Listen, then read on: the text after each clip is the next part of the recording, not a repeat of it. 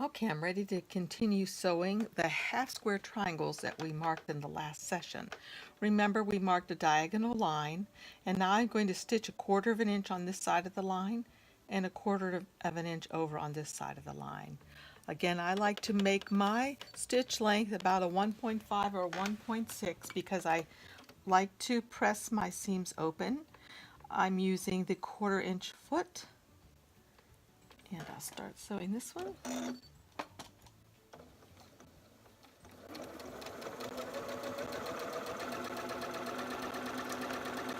And as I've mentioned before, I like to chain piece, so I'll just start with this one next, get it lined up under the presser foot where I need it to be in line with that 1/4 inch foot, and just continue on.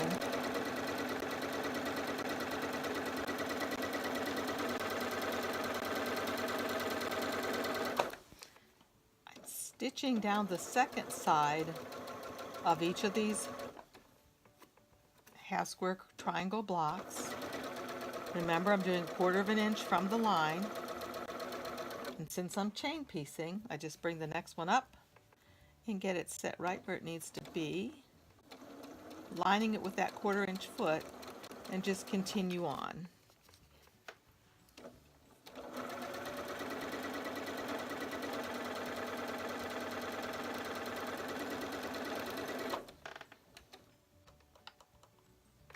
Last one.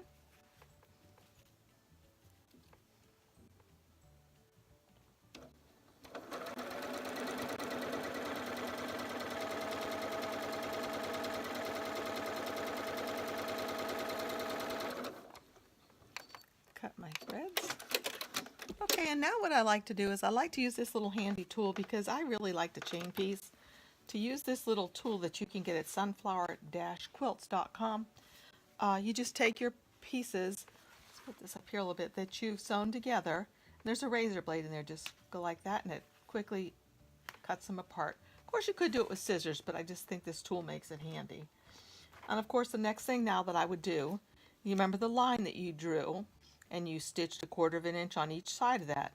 You're going to cut right up that line, and that's going to make 2 perfect half square triangles.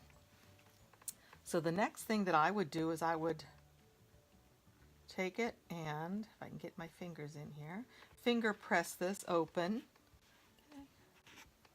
Finger press. And bring it over here and hit it with my iron. And finish all of these half square triangles like this, cutting them on the line, finger pressing, and then after I have them all done, finger pressed and cut, then I'll come over and I'll cut off these little dog ear tips. Okay, let's see, right there. Just cut those off. And again, do that on all the blocks. So they look like. Okay, let's have a look at what we've done so far. Here's our diagram, and I'm going to set the blocks that or the pieces that I've sewn together on my portable design wall. So I've put up what we've done so far. The only thing that I did do off camera was, do you see this white triangle here? Do you recall that we cut a white square, large white square? We actually cut 2 of them. Well, we only needed 2 triangle pieces, so I cut one of those pieces, one of those squares, on the diagonal to make the triangle piece that goes here and the one that goes here.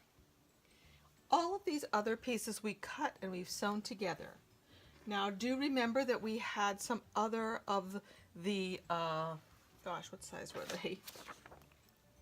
3 1/8 by 3 1/8 inch squares. We need to cut 2 of those diagonally too, so that they can be the pieces that go right here. Okay, so that I've cut those already, and I'll put them into place there. And you're going to find that this block is really a pretty attractive block for the old Maid's puzzle. Wonder how they named it. I need to research that. Anyway, one more piece so you can see what it's going to look like. And we'll sew these together. So what I'm going to do is I'm going to take this piece and sew it to this one. Okay. And then I'll sew this one to here. And then I'll sew that unit to this white piece. And I'll do the same thing on all the 4 quadrants that need that done. And I'll meet you back here when they're all sewn together.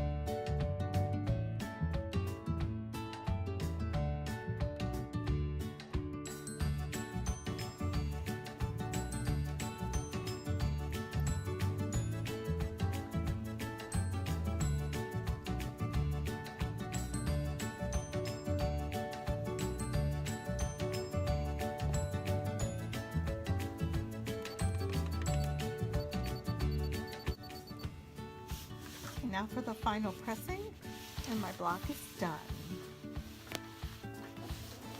But next comes the fun part, where I get to decide what might I like to do where.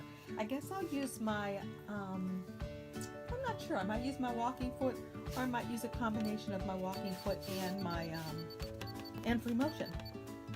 If you have a suggestion, shoot me an email or leave a comment. See you next time.